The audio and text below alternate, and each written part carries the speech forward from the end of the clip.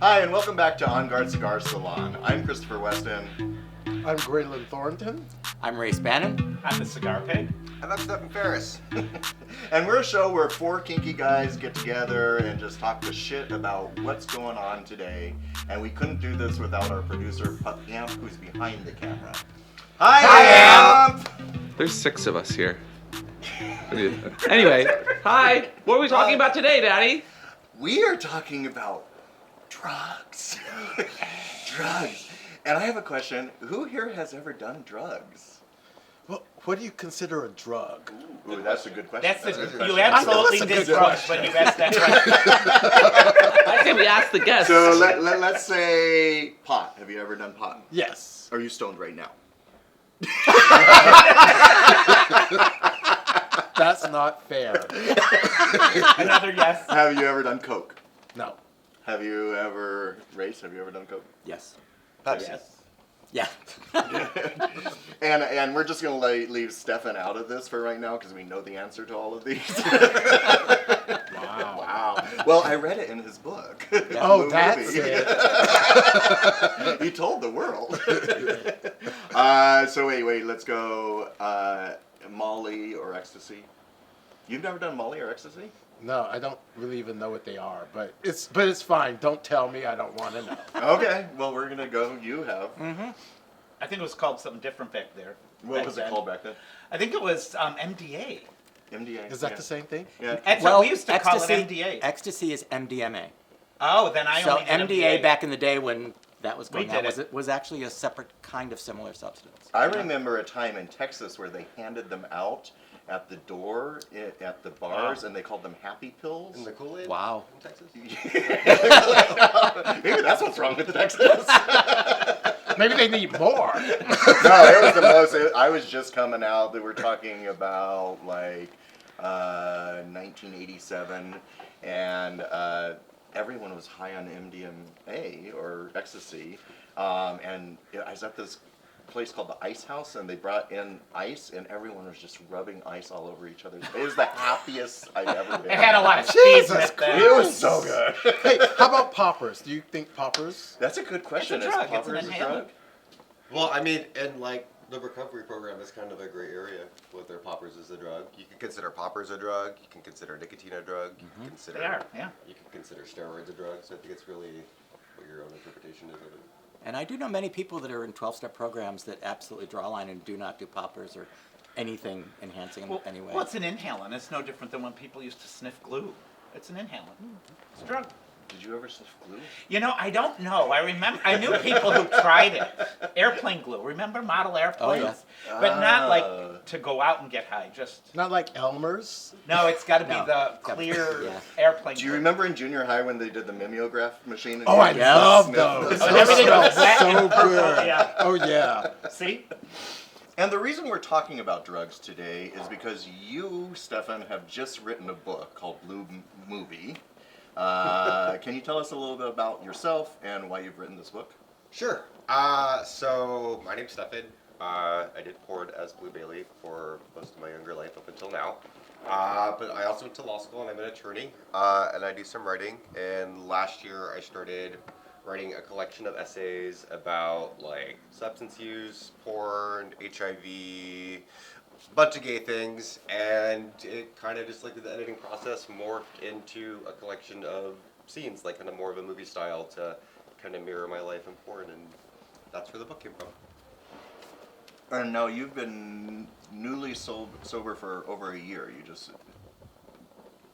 Yeah, it's 13 months this time. I mean, I've been in and out of recovery in different fashions probably since I was like 19. But like with this new go around, it's been 13 months. And one of the things I really liked about your book was how you wrote it, because it kind of is written very much how you talk, knowing you personally. Okay. Can you share a chapter from your book, just so the audience gets a sense of it? So in this book, we don't have chapters, we have scenes. And this is scene 5.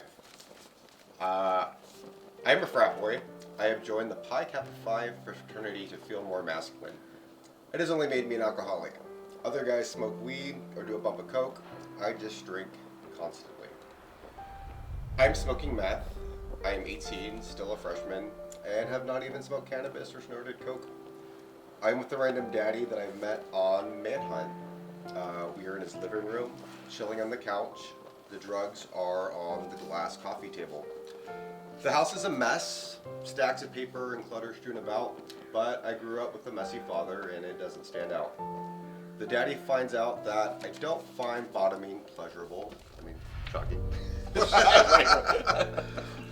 That it hurts, and he proceeds to take the pipe in front of my face saying, this will help you to love bottoming. He teaches me how to smoke from the pipe and I pick it up quickly. The sex is great, bottoming is great. I leave his house in the late evening. I want more. I ask him when we could play again, but he hesitates. He wants to space out our interactions so I don't do too much and get hugs. I do not want to play without it ever again. End of scene. It was a short one. So that was your first time, or no? Yeah. I was in like high school. Didn't really do drugs. I had the DARE program, and all the drugs were kind of like taught to be the same level of kind of evil to me. So I only drank really a handful of times until I moved to San Francisco.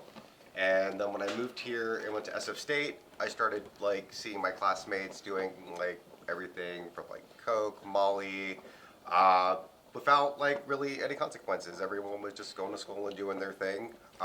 So when I met some random daddy on Manhunt that offered me meth, I kind of just attributed it to the other drugs and maybe these aren't all as bad, and kind of went from there. And I think this is a good time for us to state we're not condoning drugs.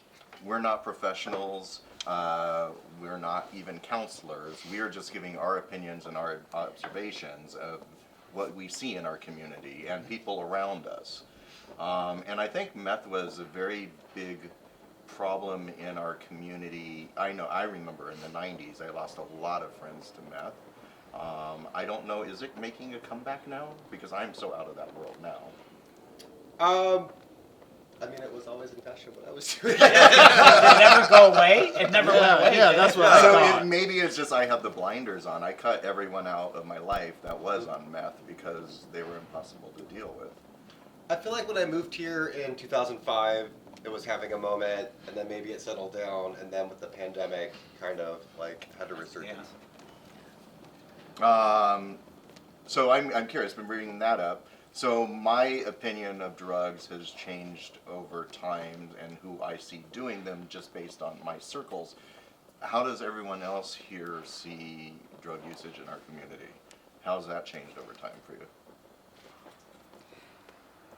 I think substances have always been with us. We know culturally, historically, substances and mind-altering strategies have been around for a long time.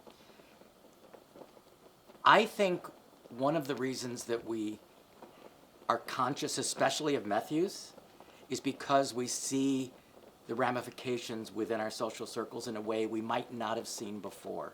I think it was more hidden once upon a time. I think online has changed a lot because people can connect around drugs in a way that they weren't able to before. And so I know we have a problem. I know that meth in particular is an insidious drug. Yeah.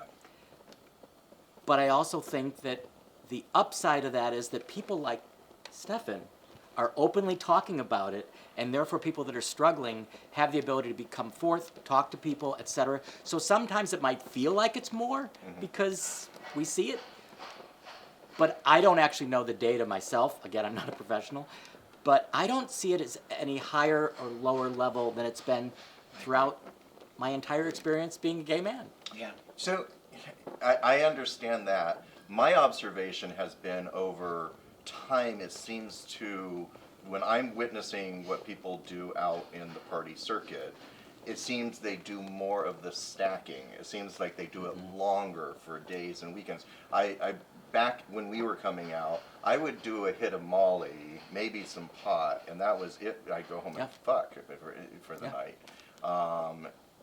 To me now, it seems with these events that people are doing it 3-4 days in a row, all night, all day, and they're stacking K, they're stacking GHB and all sorts of Yeah. things. Am I wrong? I don't think you're wrong, and please jump in. I don't Yeah. want to, but I think you hit the right word: events. Yeah. Yep. I think what has happened is rather than going to the disco, I'm aging myself now. Right. And you do a little bit of whatever, you go dance, you go home, you're done. And that's it. Now we have these long event weekends. We have week-long cruises. Oh yeah, we have cruises where you're stuck on a boat with everyone on drugs. So I believe that part of the reason is that people feel like they need that there's more prevalence of drugs is because people feel like they have to power through those weekends because there's FOMO, they're always afraid of missing out. And the drugs help them get through that long event, whereas before they might have just done a little something or nothing, and the event, it was done. And Yeah. so anyway, I think In my experience was in the 70s and very early 80s, and I do think it was different. And that's skewed by somebody who was a junkie, so it's probably not accurate at all. You were a junkie. What were you a junkie? Well, just doing anything. We took anything, did anything. However, what I noticed in the queer community starting in the mid-'80s was the danger associated with it, people taking incredible risks, and the association of people that did, like you say, event. I was like, holy shit, thank God it wasn't like that. I don't know, it just seemed like it became more dangerous. It seems like people's level of wanting danger went up. And that wasn't what I experienced in the 70s. It was more fun. Everybody always had Valium, so if you were really off on acid, you took some Valium and you came down. So you did another drug to Well, come down. well, you knew how to take care of each other, I think. Yeah. Like I said, it might be totally inaccurate, because I was high. Well, it's so one of the passage that Stephan just read really hit me hard because when I was younger, I wasn't allowed to do drugs by the San Francisco Leather Daddies Leather because community. I reported to Alan Selby and those guys, and they never would have allowed me to do that. I mean, I couldn't show up messy in front of Alan Selby. I mean, that just wouldn't happen. So I have a little bit of FOMO. Actually, like you missed out on the drugs? I missed out on the drugs. Listen, they didn't let me do the damn drugs. Surprise! Check under your seat, Grayling. And you get a drug, and you get a drug, and you get a drug.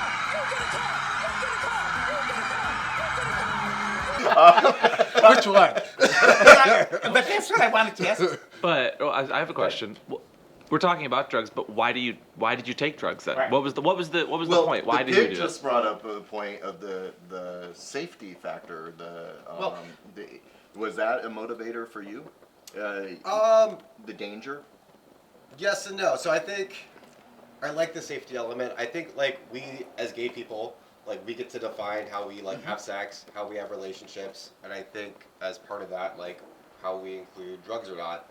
But I think part of that is also as gay people, like we lost generations of mentors, so we didn't really have anyone kind of like guiding us, being like, this is how you go to a circuit event and like do drugs like that. And on top of it, you have the stigma of drugs, so like people do their drugs, but they don't really talk about it, and then they don't really pass their knowledge on to other people about how to do them safely. So so you were introduced to it from a daddy. Was that like a mentor? No, I mean like So no. is- This was like just like older gentlemen off Okay. that like defaulted to daddy. Okay. Yeah. But you call him daddy in your Just book. because he's older. Yeah. a daddy. Oh, No, daddy. it wasn't like a BDSM wasn't like a- daddy Okay, relationship. okay. He just was About the danger thing, the one thing that I thought or felt reading your book was, one, I like the way it's choppy because I think it gets the reader almost unsettled because it's an unsettling topic. Yep. So I thought that was brilliant. But secondly, and correct me, I just want to ask you, it seemed to me you really put yourself in dangerous situations over and over and over And again. over and over. If you read this book, And you should. Well, it's so a miracle this boy is sitting am I here. wrong about that, or did it happen haphazardly, or do you kind of seek danger out? I think part of that was I fetishized the risk. And like kind of that gamble was kind of hot, putting myself into those extreme situations. But I think most of the time period that I was using meth was before kind of like prep and U equals Right. U. And I tested positive, so I felt that being positive kind of limited me to only like other positive people, and most of the positive people that I was hanging out with just also happened to be doing meth. And I guess in a way, until you equals you, I kind of felt like damaged. Like I considered getting the biohazard tattoo because the biohazard tattoo like signifies. Or like, gave you permission. Like, Yeah. here it is. So if you having fuck HIV with me, gave you like this That was very I think common. you need to what is U equals U? Because a lot of Oh. people don't know. So U equals U means undetectable is untransmittable. So if you're HIV positive and you're taking meds that reduce your viral load, you will not transmit the virus to other people. which is important to get out there because people miss that all the time. Yeah. But that was not around when I was like first starting to use drugs. So it's like PrEP wasn't even around. So it literally like that danger element of even just me having sex with other people was present. So you also said just a little bit ago that there's nobody passing down any knowledge. So is recreational drug use possible without doing damage? Do some people have more of an addictive personality than others? I think we read something somewhere that 15 to 20% have addictive personalities. Yep. I personally know I don't have it. I've tried every drug except heroin and window pane acid. Acid. Window pane acid? Window pane acid. Oh, he loves his window pane acid. That was great. I can't believe you don't know. 40 that. years ago. Glorifying, and we're not talking about for the last time. Please do not Can go I into try the window detail. pane acid? So Better the seat. I did meth in '99 for about 6 months with the boyfriend who was on it, and it was amazing when I was high, but the come down was so bad. After 6 months, I was like, I can't do this anymore. This is ridiculous, and I just quit cold turkey. So I know I didn't get addicted to anything. Are some people more susceptible to being addicted? Do you think? Do I think? I think part of it's genetic. I think part of it's environmental. From what I understand, like with science, like heroin physically gets your body addicted to it. Sure. Whereas meth, like mentally, like it gives you an addiction to like how your mind receives dopamine, and then when you combine that with sex, it like Right. also elevates it. Also, I want to be clear when I talk about the pig doing window pane acid. He's been clean and sober for 40 Well, years. not anymore. I drink now. Well, he drinks now. But, But up until a year ago, you didn't touch 40 a years. drop of alcohol. You Right, didn't any drug. None. Actually, I introduced you to pot. Right. But that was. You're a bad influence. I know. Bad I'm a daddy, bad bad mentor. daddy. But I mean, like Camp says, that's a whole nother topic. But the one thing I wanted to ask you is this: when you say that, and I personally, because I'm from the old school, and I know myself and what my crowd was doing, do you think you have an accurate observation of what you were really feeling or thinking while you were using? Yeah, I think Good. so. Like I think meth makes you very aware of what's going on. So it's not like alcohol where you're like blacking out. So I like Right. I remember the feelings and the emotions because I was up for days. Some of it like bleeds into other stuff. So maybe that's where some discrepancies are. Because you know an interesting thing, and I think back in the 70s, we called meth crystal, right? Crystal. And you know, junkies even stayed away from crystal freaks because they were so out of control and just not pleasant to be around. So I'm shocked that became That the people want drug. to hang out with me. I don't, no, not you. Honestly, you know, like if you were high, you were like, oh, they're crystal freaks. I don't want them to ruin my high. So, I mean, really. So how did that become so endemic in our community? Well, I mean, I think if you're hanging out with other people doing crystal, you all have You're like, all the the same. same vibe, and you're all looking for sex and stuff like that. But I think back to your question, like, can people enjoy drugs recreationally without without- it being a problem? I think yeah. I Yeah. think like generally yes. Part of me has like this like free spirit mind where it's like everyone should go out and try everything without stigma and without judgment. But then I look at like my actual like lived experience with meth. Out of like I've been doing meth since like 18 or 19. Wow. I have maybe encountered 5 people out of hundreds where meth has not had serious negative consequences for them. Yeah, and I hear what you're saying. So when I'm out and I see someone rolling or on GHB or even K, I don't really judge them. Meth is the one I judge. Okay, so that answers that about addiction. But you know what we're safely addicted to, and it's okay? Our sponsor, Leather Daddy Skincare.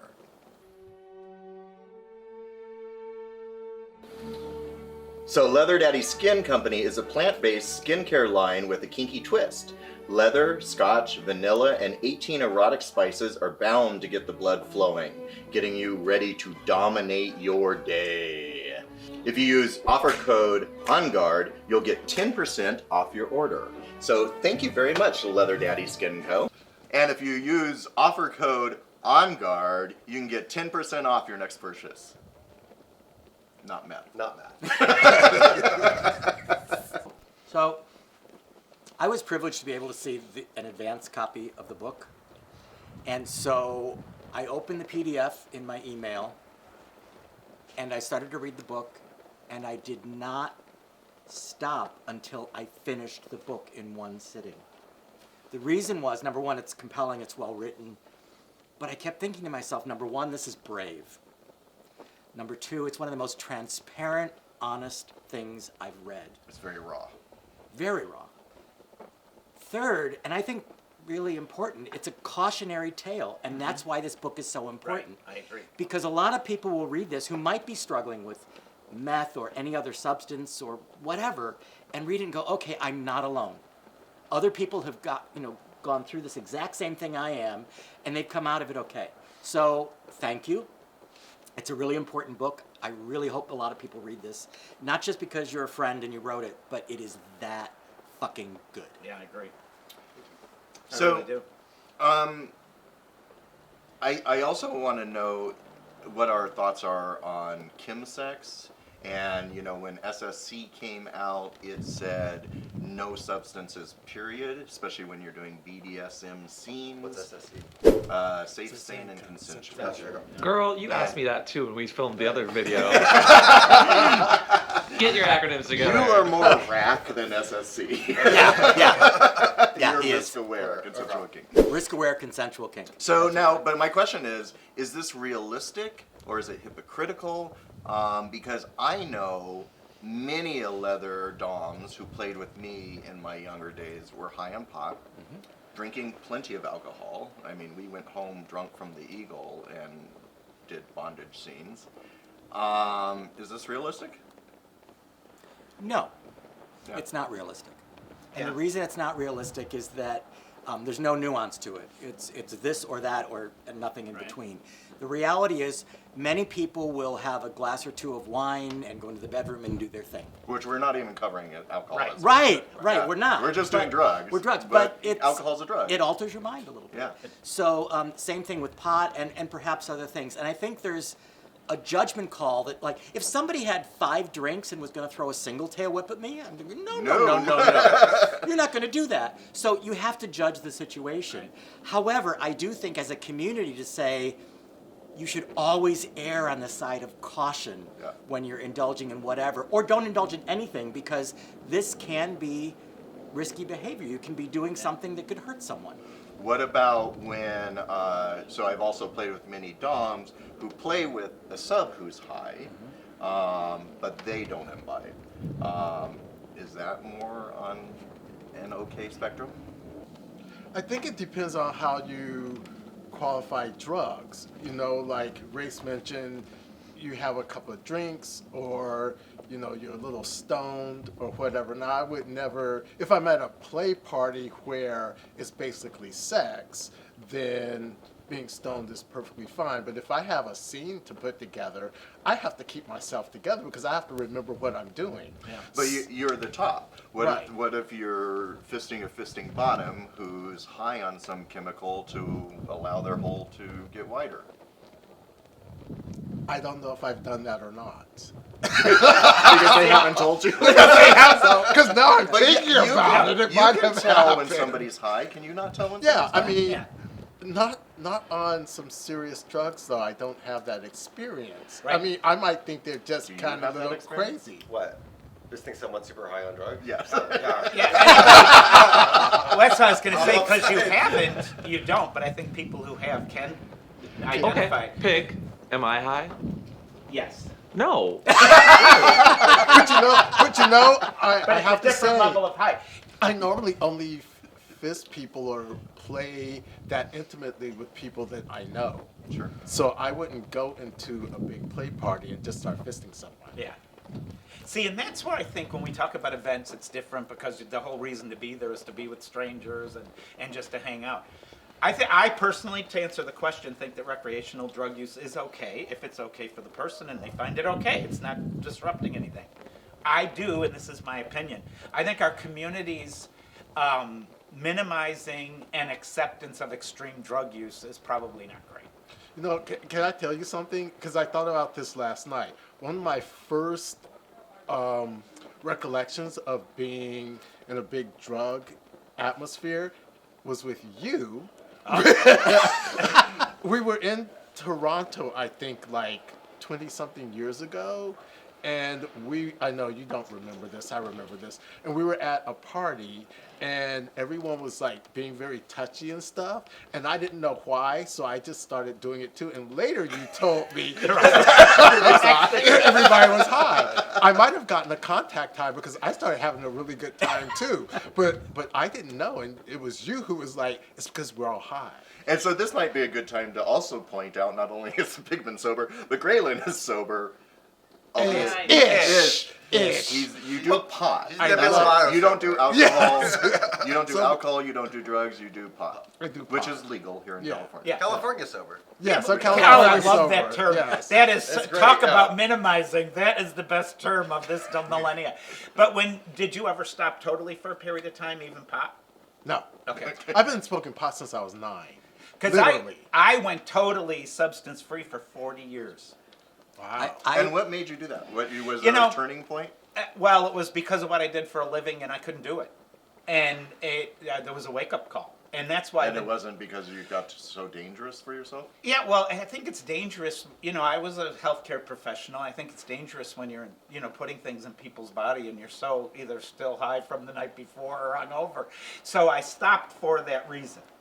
But I just want to say this real briefly. I got to a point where my triggers were no longer triggers. And for about 10 years, when I was like, oh my God, yeah, that used to be a trigger. That's when I started realizing, this whole recovery thing might be okay.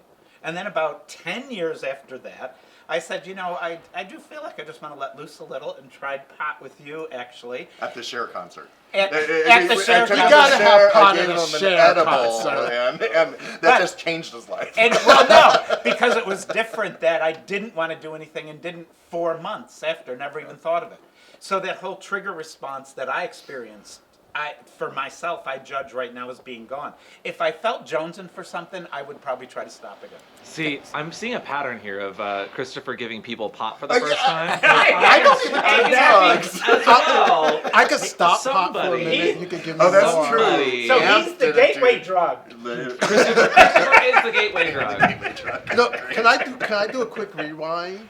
Sure. When we were talking about drugs and recognizing drugs, I always forget that my father was a crack addict. Oh, was he? And so Oh, I didn't know in that. high school and college, I dealt with the paranoia, him changing the locks, and all of that. So it was a cautionary tale for you. Definitely. I mean, I saw the worst parts of that, and eventually it killed him. But it But was how lucky always for you. it was always in my house, so I just felt like this is bad. Well, I had to be the parent. How lucky for us, we have a cautionary tale right here. We do. And can I ask Right. you specifically a question? My impression of the extreme drug use that sometimes does seem to be prevalent in our community is in large part because certain substances make you feel like a super person sexually. That it allows you to be a type of sexual person that you aren't otherwise. And the more extreme the activity, the more extreme the drugs. Does that sync with your experience? Yeah. Well, I think it's just being like a gay person. Like, what is extreme? Like, our just sex with another man to the rest of society is extreme. So once you kind of like cross that bridge and then start playing with like drugs, I think it's just kind of like exploring what is extreme. And I think when you do meth, where it charges you up horny and keeps you up for days, you're just kind of just going for more and more extreme. I have a question for y'all. Yeah. So we're talking about like recognizing other people's drug use and like having sex and kink. Have you experienced the drug use being the specific kink or fetish, where it's like the point of playing with the other person is they want you to like get them high or like drugged up and then kind of used, and it's like the fetish of sharing the drug and that experience. I have not personally experienced that. I have experienced it, and I typically pull away from that. Yeah. Because the moment that the drug itself gets fetishized, for me, that's a step too far. Right. And what I did in my professional life, I also had people fetishizing becoming positive, and to me it's very similar, and I saw this personality trait that seemed like somebody was really experiencing like a narcissistic personality disorder paired with their addiction, and I think that's deadly. That's interesting because the whole fetishizing of becoming positive, HIV, yeah. I find that arousing. Well, it is. Why? Well, it's kind of funny because it's dangerous, but it's only a fetish in my head because I'm already positive and the guys I'm playing with are on PrEP. But I love that you're gonna take my pause low. Can I say that on camera? Yeah. Just Okay. It's not take that that- unusual. And you Take just that- got demonetized. And Take that we've pause never been low, monetized. So I had somebody I was extremely close to. We played all the time, and I'm fucking them, and he would consistently use the verbiage, "Come on, Daddy, pause me," this and that. And he was such a good actor. At one point, I stopped and said, "You are positive, right? We're okay." And so he was so into it as a fantasy, Right. even though he was positive and I was positive. So See, I see the fantasy. The reality of it kind of creeps me out. See, Right. and that's a turnoff for me. That would Oh my God. be a huge turnoff. Well, I See- mean, in the same way that like cigar smoke is. Exactly. I was just yeah. going to say it. As you pair things, when you link and change any kind of behavior to a really strong jonesing need, it becomes embedded. And that's why for me, what got embedded was the hippie era and being cool. And, there used to be this girl in this dress that used to skip down Christopher Street singing, Coke smoke, and she had the best you could buy. And the whole thing used to be, we got to do this is so. And all of that wouldn't have been the same experience without all that. And so you link and chain all these things to it. And that's why for me it was hard to unpack. And now there's specific porn that's geared towards chemsex. There's like. There is? Yeah, there's. He talks about it in his book. There's Zoom rooms, like you can go Oh, on a Zoom yeah. room for. Well, I mean, so there's like Zoom rooms where you can go and cam with people, and there's specific like rooms that are just like meth specific. Did it evolve to that, or was it created that way? No, it's created Created. for that intention. Oh. And then there's like actual studios out there that are doing meth porn. Yeah. Like, party play Oh, porn. Well- that I did not know. That I did because in this porn that I saw in this vid, and it was only up a few days and then it was gone. They were smoking and doing the whole thing. And I've got to say, they were having fun. It wasn't like the dark side of drug use. And I was thinking, see, this is how it used to be. It was safe and it was fun. And I was like, oh my God, what am I thinking? But it becomes that. It becomes an environment It's you a see. fantasy. So I also think that we came out in an era without online. Right. So we had somebody who was there saying, no, don't do that. Right. That's a little too much. But now we're in the opposite world. You know what? You're going a little too far with this. Whereas if somebody just sees it online and they're a young, impressionable It seems person, okay. it seems okay because they don't have that person at their side in real time saying, maybe not. So, that's my take. But would you feel the same way? I feel like the same kind of viewpoint was applied to like bareback porn before PrEP, where it was like, oh, bareback, like people see that and they're just gonna have like risky sexual behavior. We shouldn't have bareback porn. We went through that. You know what? That's a really good point. Oh, can I talk about, That's because you a really mentioned good it point. earlier about absolution. And in the 70s, I had an experience of working with some drug rehab. And it was so strict that if the person even started using or left the program and somebody in the program associated with them, they were kicked out of the program. The absolution was, I think, detrimental. It was horrible. Nobody knew anything about the... What's absolution? where it's either you do it or you don't. And if you hang out with somebody who's doing anything, including like smoking pot, then you too are as bad as them and you're not allowed in the program. And you know, that's how it used to be, and it was stupid. I think it was harmful. It's like abstinence. Well, and it was, but it was beyond that. It almost was like everybody in that club. I was like, we're all just fucking dry drunks. You know, here we are judging everybody and doing this, and it's stupid. So I Go ahead.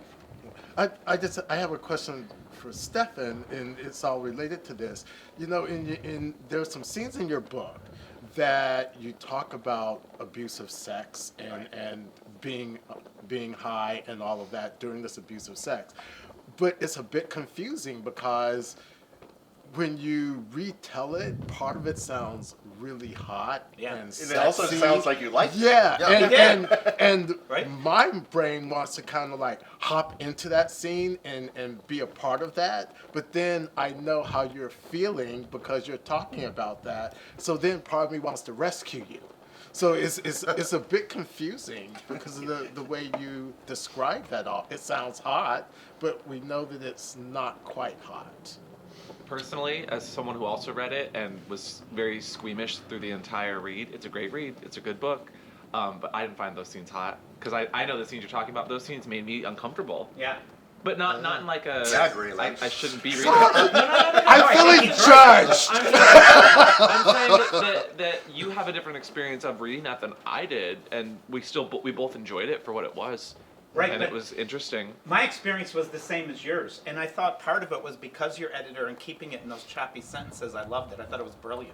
But I think really did. that kind of shows you someone's experience reading the book. But or I just your gauge. fantasize about Sure. those scenes that you describe. That's part of my normal kink fetish, but it's only fetishizing it.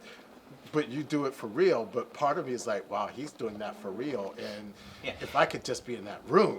Right. Well, can I say one thing? What worried me more than your drug use in it was the titillation of danger. I thought this Yeah. is somebody who I wonder. You played with danger your entire You did life. well, Yeah. honestly, and I thought this person I know, who I think the world, I love getting to know him. I thought, oh my God, forget the drug use. It's the danger, titillation, and jonesing that worries me. I have a question. Yeah. So The poor guy. no, I have a question for everyone actually, because, like, for instance, everyone has their own version of sobriety or sober. But case in point, like, Graylin, you guys had an event last night, and Stephan, you guys had an event last night in a bar or sex club. Like, how are you guys in these spaces and your own version of sober? Like, how do you manage that? Because, like, even I'm in a room and I know some people are sober, and I'm like, if I'm smoking pot, I'll, like, step outside. I want to be respectful, but I also don't want to be, like, the one that's like, oh, you're sober, I'm so sorry. Like, I don't want to be annoyingly, like, conscious of people that are sober, you know? Does that Yeah. kind of make sense? Like, how do you guys navigate that? You go. You go? I go? Okay. So I don't feel necessarily triggered being in a bar. My substance abuse was meth, and those triggers don't really exist in a bar. That being said, I don't like being around drunk people for no reason. I like being there for a show or a purpose. But like what Race was saying about events and the need to like kind of keep up, I do find out that like I can't go to a sex party and just automatically click into the energy or automatically like feel horny like I used to when I would just show up and do like Molly or something like that. So going to like sex parties and events has been a lot slower pace for me and a lot less just sex. No, you and I threw a sex party a few months ago, and we had to have a long discussion on whether or not we should sell Jell-O shots. That, to me, I don't know. It's a fine line because you don't know if the people at your party are going to get out of control, and so you're trying to control the party, but you want people to have fun too. Yeah. Yeah. So, I mean, what do you think about? That's kind of ironic because I'd much rather be around someone high than drunk. Yeah, I agree. Drunks are worse than someone high. I actually agree with you. I do too. And can I just say one thing, because Amp said something, a word that I think is really important. He said the word respect. One of the things that I think has happened in the gay men's community in particular is a certain amount of respect for sobriety and for people that are in 12-step or any form of recovery that they've decided to do. And events, for example, do sometimes have non-alcoholic options. They do have spaces where they say, you know, please don't do any substances in this space, or whatever. I just think that we now have a far more respectful environment. Yeah. I'm not saying we don't have problems, but I do think we at least have it out in the open, and it's respectful, and we understand that people have to be honored for wherever they're at with substances, and never push anything on anyone. Well, you raise I a good agree. point, because most of our socialization now, it has just been acceptable for alcohol and drugs to be part of what we're doing. And our Tasty Hole boy just moved here to San Francisco, and when he got here, he pulled me aside and asked me, everyone is high, and I don't feel like I fit in. How did you feel about that? Oh, for sure. Well, I think that a lot of it, like you were saying, it's not only accepted, I think it's expected, right? There's a lot of social media influence, I think. When you see pictures of other boys that are out at parties or out, there's this event that happened and went till 6 a.m. and we all had such a good time, and then there's people like me that get out there and it's, I'm looking at my watch 2 a.m. and I'm capped. I'm like, all right, I'm gonna go home, get my decaf coffee, snuggle with a book. Like, that is not the party vibe that I think most people are going for. So it does make me feel kind of like a bad gay sometimes. Yeah, that game, like you have to do drugs to fit in. See, and that's where we've desensitized it as a community and minimalized it, and I think the use of it is okay, I think recreational use is okay, I think the minimizing it is not. I think that being Oh, Jesus, I'm dying. I would much rather having conversations about it where people get a little uncomfy than seeing like DARE programs or Scruff Me McGruff too. Chicago, Illinois 60652 commercials. Like, that doesn't help. I agree with you. I think those commercials like shame you or something, I don't like them. Do you remember this? This is your brain on drugs? Yes. Oh, God. This is your brain. This is drugs. We used to watch them high as hell. This is your brain on Oh, my drugs. God. Get an egg. Oh, I'm not brain on drugs. But we know shaming doesn't work. It doesn't. Shaming is the worst thing you can do to anybody. And so I think it's really important not to shame, because the moment you shame somebody, they pull back. I agree. And let's say they do need help. And that's what you said earlier. Yeah. Then they don't have anyone to talk Yeah. to. Let me ask a question of Steph. Oh, go ahead. Honestly, I think one of the main reasons for like writing the book, like I don't respond well to people being like, this is how you do drugs, this is how you don't do drugs, like you should do what I do. I like to just explain what I do and show that it works, show that you can go to the circuit parties and not have to do all the drugs and still take as many loads as you want. Right. But to communicate it in a way that's like, here's my experience, here's how I do it, and if you want to mirror parts of it, you can mirror it, but doing it in a way that's not like, you shouldn't be doing drugs, or you shouldn't be like...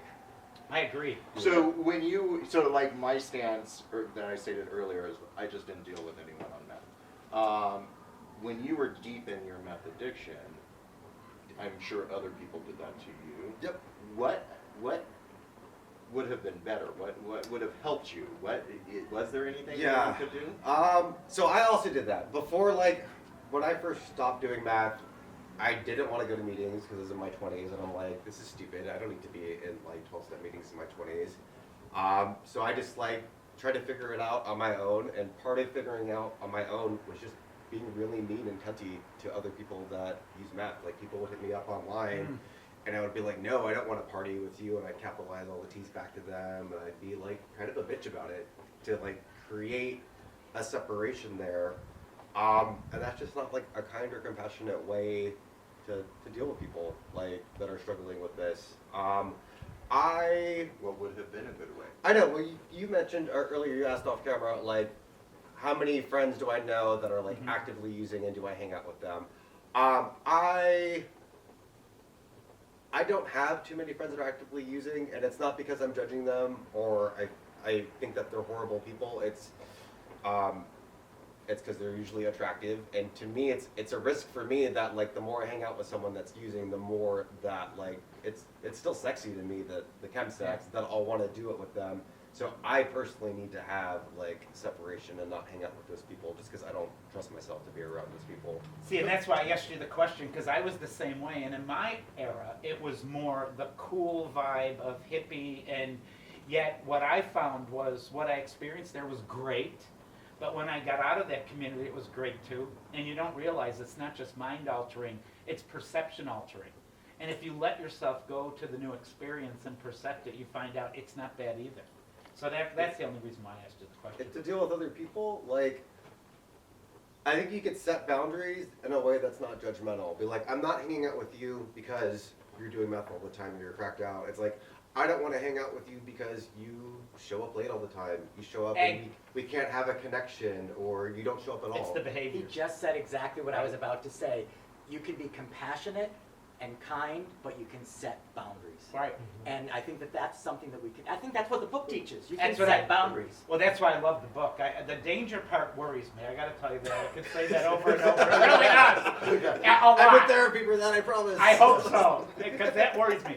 But you know what I found was that the sex I had and just the environment or fun I had when I was high, once I started doing it sober, or sober or clean or whatever you call it, not doing drugs, you know, you're like, oh my God, I didn't realize this was okay. I didn't realize that I was going to have fun.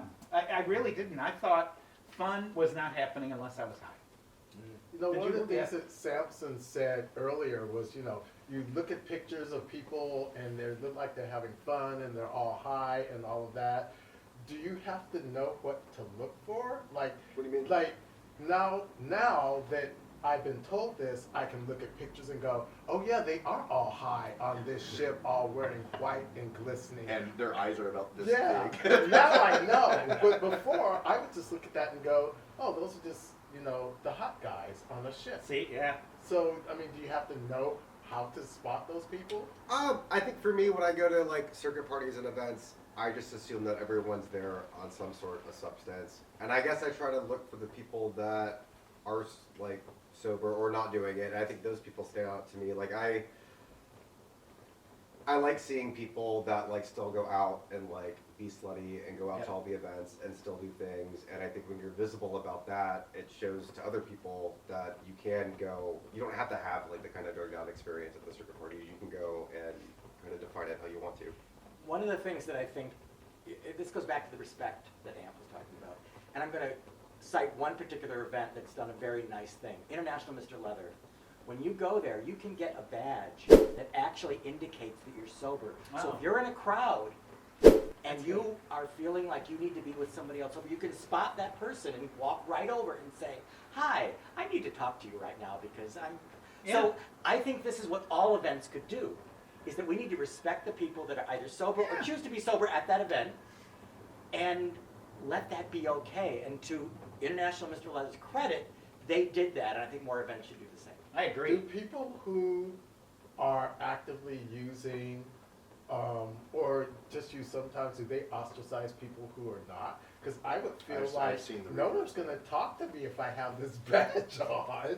Oh, You that's know? I mean, interesting. do people pull away from, did you find people pulling away from you who were using? Yeah, I mean, when I was using meth specifically, I wouldn't really want to play with anyone that wasn't using meth because I just would personally feel uncomfortable that we're not just like in the same headspace. But in terms of hanging out, no, I think I push myself sometimes to go to events and hang out, and I think people, especially when they're like doing Molly or whatever, are so doing their own thing that they're not really worried about what you're doing. So if you're only there for 10 minutes versus like 5 hours, it doesn't really like register to them. Now, you know what's interesting for me is when I was using, we would get together and go, you know, they're straight. Ugh, and we'd steer away from them and not even go near. But straight meaning... Well, Straight meaning they weren't high. They weren't. Right, It right. wasn't. No. Back Oh, then in the I mean, not 70s. straight. Yeah. I was gonna say this is not just No, in the 70s, you want to know something? Don't hang out with them. Straight or gay, drugs united us. And they, honestly, that's how it was, at least for my crowd in the 70s. And if somebody wasn't using, somebody would just, Don't put that on a show. Don't put that on. A But it's interesting that you bring up the straight thing because this isn't just a gay thing. No, not at all. There's Coachella, Oh. there's Burning Man, Oh, yeah. there's huge Oh, straight festivals where Yeah. They prefer gaily altered. Not Gaily. no. see, It's a human thing. It's a it is, human it's all of us. Yeah, my dad was straight. Well, one thing. Well, listen. One thing back then, we were outlaws. We were a mental illness. We were outlaws, and there was a whole part of being in that outlaw community that was a badge. It was like, you know, fuck the man. You know, it was. You know, it was exactly. Gay.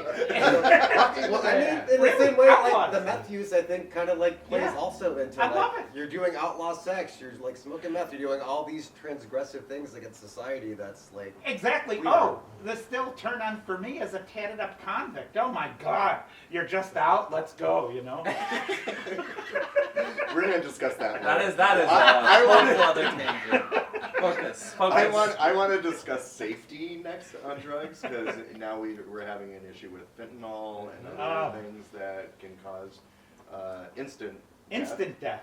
How do we feel about testing drugs? Is that ethical? Is I mean, it's that critical. critical? Critical. Is it- There was an organization here in San Francisco, I believe they were locally based, and they would actually test drugs on site at parties for you. Good. And I think that that's a very, very good thing. We need to make sure that we don't create a culture where we're so judgmental that somebody doesn't feel like they can test their drugs or that they can't ask in questions, they can't talk about safety around drugs. Right. Because our friends will die if we do that. Right. That's the problem. Well, and they did, and that's what started. We used to take anything off the street. I mean, we were seeking out the girl skipping down Christopher Street because she had the best coat. However, look at the people who died. Janis Joplin, Yep. Jimi Hendrix, from just taking shit off the street and didn't know the strength of it or what it was. It was dangerous. And he's talking about fentanyl, which is really the big Dangerous. issue right now. It's very, very deadly. It's very dangerous. And there are strips that people can buy online where they can test their substances for fentanyl. Not that we're saying you should have drugs No, or right. do that, but Right. this No. is Do it an safely. option Right. to No, be safe. But if it's a choice between somebody that I Test it. know dying or not, I'm going to go with and err on the side of them not dying. So, and we also I had an agree. issue though with GHB, with people dropping Yeah. on the dance floor, passing out. You were telling me a story about a club here in San Francisco who had a big issue with this.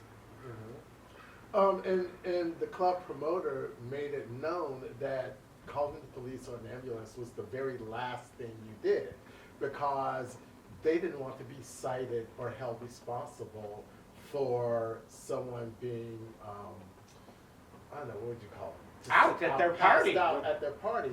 But if you wait too long, then that person dies. So it's like, do you want to be in trouble because that person died or because that person is passed out at your party? Yeah, but so this personally happened to me. I had some friends from Australia. We went to a club. I did Molly. They did GHB, and I'm like high on Molly, and I see this boyfriend dragging his partner out of the club, all panicked and stuff, and we called an ambulance, and he had dropped on GHB. I had to ride in the front of the ambulance, and the ambulance driver gave me a huge lecture. I'm like, I'm not the one passed out.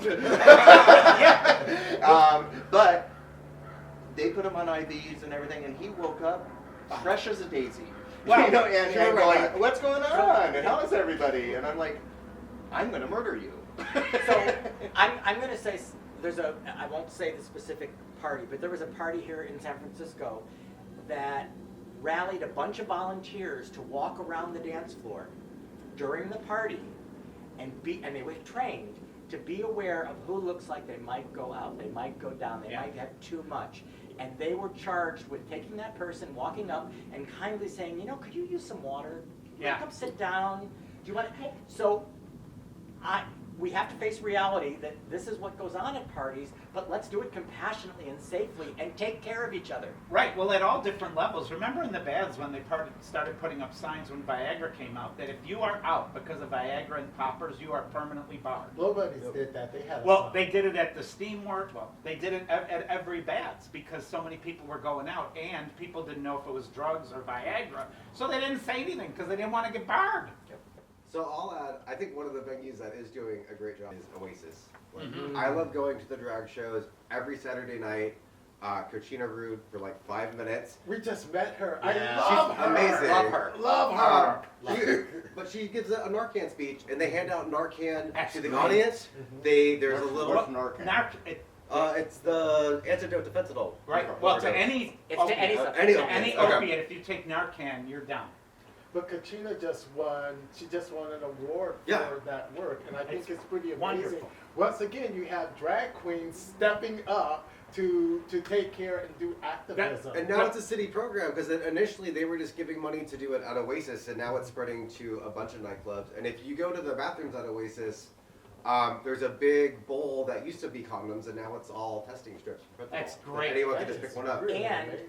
every staffer at every club, in my opinion, should have on hand and be Narcan. trained in the use of Narcan. Well, not only that, that is the margins of any community always protect the whole community. Drag queens coming forward at first because we, in our little, where we are on the margins, see the truth. And all this bullshit that the straight people live, not just straight gay, but straight from drugs, is a fantasy. The real world is that. And I think you're right about the drag queens or about leather guys. The people on the margins protect the whole. That's my view. We need to take care of each other. We do, and that's why I'm so against these absolutist kind of, if you do any drugs at all, you are there. It's bullshit, And part of taking care of each other is having these conversations right. and being out and open about it, and be willing to talk to someone else, not be quite so judgmental, and be willing to be compassionate, set boundaries, because that's what community is. Right. And so substances will always be there forever, and we need to take care of each other around them. Well, that's why I'm so proud of this book. I think it's Yep. it's exposing yourself, which I think is very hard, and it's so truthful and raw that you get a real sense of, if I really feel pressured to do drugs, is this really what I want to do? You know, I think it gives people options of And information. if anybody watching this has trouble with substances, please fucking read this book. This is a real account of somebody who's been through crap and is being honest about it and telling you their journey, and maybe from this journey you'll say, oh, you know what, maybe I need some help. Right. Maybe I need to not do these substances. Maybe I need to talk to someone. Maybe I need to go to a harm reduction program. Whatever it might be, I think it's really important. I do Thank too. you for writing the book. You know, and I love all the honesty in the book, but anyone who knows you, I've never known you to not be honest about these things. So in reading the book, it sounds like you're just having a conversation, like we're having lunch, you know? But I mean, parts of it are shocking. There's this part of the book where you talk about someone losing their life and how you handled that. Can you talk a little bit more about that? Because we talked a little bit about what to do when these things happen. So how did that affect you? So yeah, that I was in a BDSM scene where we were like playing with chemicals and like airplay, and the guy put a bag over his head and died, and I was super high and didn't really like. I assumed that he was G'd out, like I put him on his side, thinking like, oh, if he throws up, he's gonna throw up on his side. He won't choke on it. I didn't realize that he was like already dead. And yeah, no, I mean, And that's the danger of you both being high. Right. Yeah. Because you didn't even realize the person was dead. That's the danger of us both being high. I was the sub in that situation, so like anything that could have happened to him could have also happened to me. I think that's something that in therapy I didn't even like learn until like a year after you realize like you could have been the dead person. Right, exactly. That thought never crossed my mind. It was just like, oh, this happened to him. And you know, if I wasn't high, maybe I could have recognized it earlier and things would have been different, but honestly, don't know. If you weren't high, would you have been playing with him? That's debatable. I don't know. Okay, and let me just say one thing too, since we're trying to educate people. Breath control is one of the most dangerous things that anybody in BDSM and kink can do. I've only known a handful of people throughout my 40 plus years in the scene that have died in any kind of a situation. Every single one involved breath control. Yeah. Please be cautious. Please don't be cavalier about any kind of breath control play, because substances or not, it's one of the more dangerous things that we can do. And never do it by yourself. And never do it by yourself. Good point, because people do that. But you know, when reading the book, you are an attorney. I know you enough that you are very smart. and you have life experience that took you through this journey that you could look back at it this way, and I don't think a lot of people do. And that's when I think when they read the book or if they just talk with somebody, they have to take it at face value that remember, this is somebody with a lot of life experience, and this is how he's related what happened. Think if you're 21 and you're doing this shit, you're in danger. And you're still young. I mean, you're still really young. So to like read this back and so, Wow. oh my That was God, my you've done first this. response. When Ann told me he was writing his memoirs, I'm like, he's in his 30s. Exactly. Wow. But then I read the book and I was like, holy. But I'll tell you, you know what? I think most of my success in my professional life came from lessons I learned when I was using. I think the big lesson from that, with this in particular, the death scene, is that you could be high, thinking you're doing everything right, being like, I got Yeah. my drug use under control, I'm being fine, but then be put in a situation where something else happens to someone that you don't have control over, and then you're stuck in a situation Yeah. like high, not knowing how to deal with it when you think that you were doing everything. Like, I have me under control, I'm taking care of myself. Do you?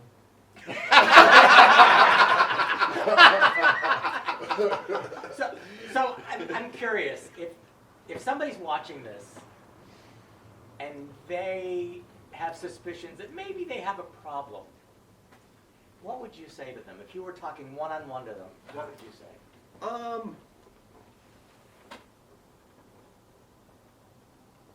I guess I would first try to figure out like what is a problem for you, because I think what is a problem for each person is very different, and I think like addiction is a self-diagnosis. So like what about your experience is making you think that it's problematic? Yeah. And then I guess the next step would be like maybe try setting some ground rules to make it not problematic for you, and see if you could actually stick to those ground rules. And if you can, then maybe it's not problematic. Maybe you figured out your solution to it. But I think if you're continually changing the equation and the equation's not working for you, then it's maybe better to ask someone for help, and that could be harm reduction, it could be a 12-step program, it could just be like looking to someone else that does drugs in the way that you want to do them, and getting their advice and kind of trying to mirror their experience. You know, that's brilliant. Because That I really was is. functioning, and when I went to graduate school and realized I wasn't, it was the self-experience of, holy fuck, why can't I read this? Why can't I do this? You know, Right. one of my favorite lines in the book. Oh, I love lines. We know. Was that a trigger? We know. Okay. One of my favorite passages. I love passages. I know. You say, I'm not stupid. And that hit me because I know that I can be really judgmental. And if someone I think is doing meth or something, it's easy to say, well, they're stupid. Yeah. But you're not stupid. So I mean, how do you reconcile that? Like, I should be smart enough to know not to do this, but here I am doing it. Yeah, I am.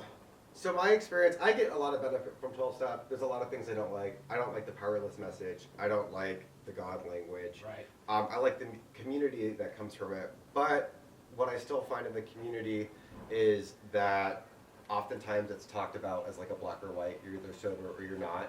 They don't talk about like poppers and all the like in-between substances. And they also don't focus on why meth use is sexy and attractive. Why Graylin reads it and is like, oh, this is kind of like a hot scene.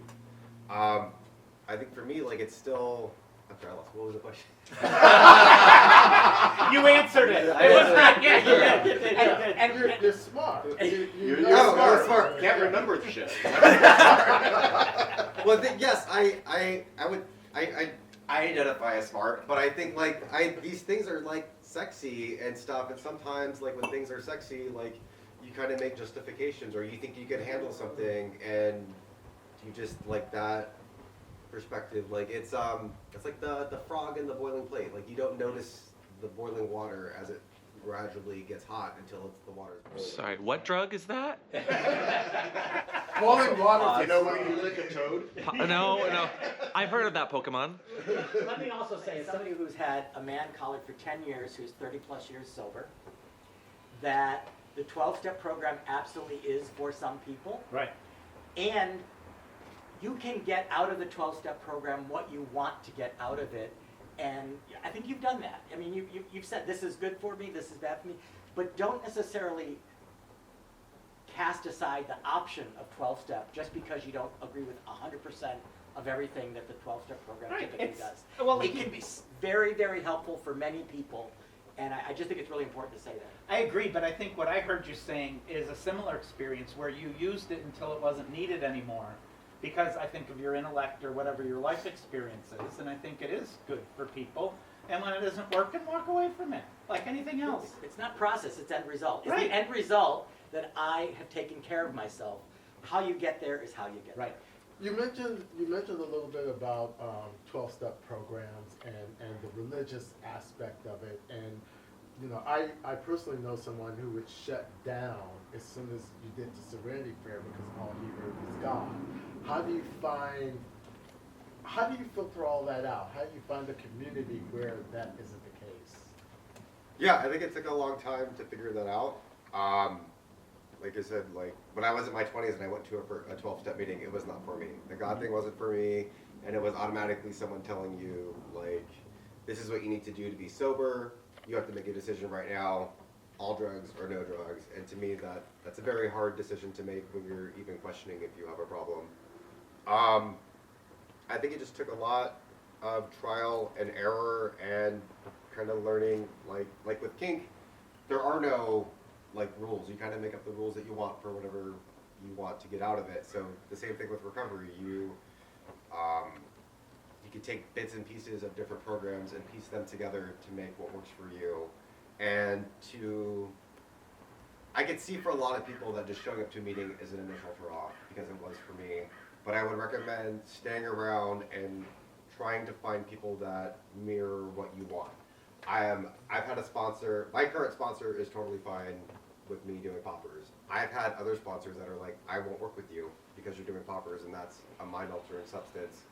And it's kind of knowing that you could reject those sponsors, and that's one way of doing recovery, and you could find someone else. I've had other sponsors that are like, hey, like cannabis and psychedelics have medical purposes, like that could be an option for you, whereas some people, that's a mind-altering substance, that's immediately off the table. So I think it's knowing that just like you don't have to accept the first kind of dogma that you approach. If you stay around long enough, you'll see how other people are doing it, and you'll see that there's other ways to do recovery, and it's not like a binary, it's a spectrum. It's customizable in that way. Yeah. I like Yeah. that. That's really good. It is. Yeah. Okay. It's really good. Not to stop the conversation, but I do have one last question, kind of to instill thoughts, because we live online, and online everyone has an opinion, and I love that about it. But I can already see the comments under the video being like, I can't believe you're having this conversation. It's not appropriate. You're enabling and being dangerous, and this conversation shouldn't be. Like, what do you say to that? Like, Is that the tone they're using? well, that's how I hear it when I see it. The typing. I can already see the That's typing. how I read it. Yeah. How do you talk about? How do you end this conversation with being like, this is important to talk about, and here's why, without sounding like you're enabling people to go do drugs? You know. Hiding anything is stupid. It doesn't help anyone to keep it in the closet, to keep it hidden, to keep it quiet. The more you talk about it, the more someone feels like they can come forward and say, "Oh, I want to talk about this too," and maybe they should be able to talk about it because they have a problem, or they have a friend with a problem, or a partner with a problem. Hiding it never works. And if you just walk into any place we gather, you see it. It's happening. We can't just ignore it and pretend it's not happening and judge everyone. Are we judging all of our friends for this? No, just Stephan. Just Right. We love judges. Thank you for being our scapegoat. We judge who we love. Right. You know, for me, I don't regret one bit of it. I had learnings from it at the time. I don't suggest anybody do it for that reason, but the fact I did, I wouldn't have wanted to be different. You know, there's another point you make in the book where you say, I'm okay. I think that really resonated with me because it humanized it. It Yeah. made me come back to the Stephan that we know and we love. And just to hear you say you're okay, I think would give hope to other people to say, I can be okay. Yeah.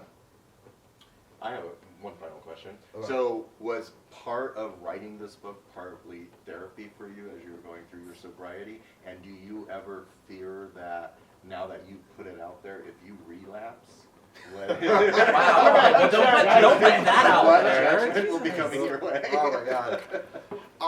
Yeah, it absolutely was a form of therapy. I mean, like, I would stay up for days and life would move very fast. Like, even with the conversation today, you're like, well, what about Mr. Friendly? What about this? And it's stuff that just, if it's not immediately in front of me, I don't think about it and I forget about it. So having to like sit down and like examine like, why do I find chemsex sexy? Like, why was I so drawn to this? It really helped to like sit and be in the moment and relive some of these experiences and write them out, and then hopefully have that be like someone else can see that story in themselves if they're having similar experiences. And then the relapse thing, yeah, it scares me a lot. I remember my first sponsor like 10 years ago was like, you should start posting when you get like your like 1 month chip and 2 months chip. And I was like, I don't know if I'm ready for that, because it does kind of create an added level of accountability, and it does make it seem like a bigger deal if you did slip up. So yeah, it's extremely terrifying. It would really suck to relapse, but again, I think relapse is like part of a lot of people's journey, and it's just as it was important for me to like get out my past experiences, I think it would be just as important to show like shit like this happens, and all you have to do is just kind of get right back at it and continue on. It doesn't have to be like the defining moment for you. Well, I'm glad you wrote this book, and thank you for being so candid and honest and funny and smart. And swole. And swole, you're bigger than all of us. And okay. And I'm actually proud of us all for the pig was really worried that we were going to be boiling the ocean with this topic, so we didn't stray too far. We did okay. Well, his experience is vast. So, is there anything that you wish you had put in the book, and where can people buy this book? Sure. I think when I read back the book, there's a lot.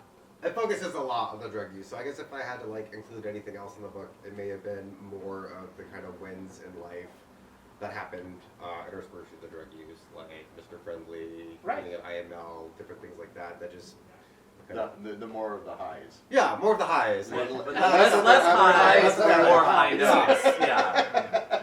And where can people get the book? Yeah, so people can order the book at unboundedition.com, or you can call your local bookstore and have them order it for you. You won't have to pay the shipping fee, and you support local business. And we'll put links down below to where you can buy the book, as well as resources that you can go to if you're struggling.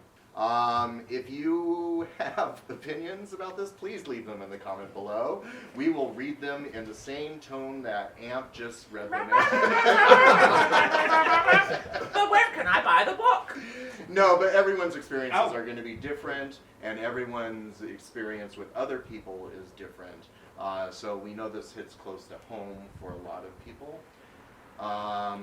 If you want to be notified of our next episode, please ring that bell below, and please subscribe to this channel, and please share it. We are almost 1 year in of doing this. This is our 11th episode in 11 months. Wow, So that's crazy. thank you guys.